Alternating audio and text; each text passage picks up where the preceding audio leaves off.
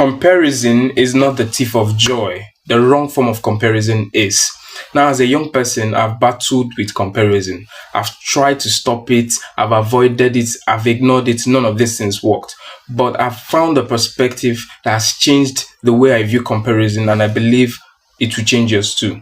So, first off, comparison is not the thief of joy because comparison can be healthy and comparison can be unhealthy. I believe there are two forms of comparison. This is not defined anywhere, but it's just a thought and reflection I had.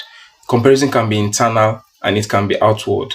Internal comparison, I see it as a form of self-reflection where you compare the habits you had previously and the one you have now, or the things you are doing previously and the things you can change to modify or change your outcome or solution, your outcome or results. Now, there's the outward comparison where you compare an aspect or attribute of yourself with an attribute of another person.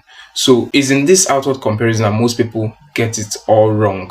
It's in this outward comparison where people compare their own efforts with people's success. You see someone doing so well, instead of comparing your efforts to their effort, you compare your effort to the success they are bringing in.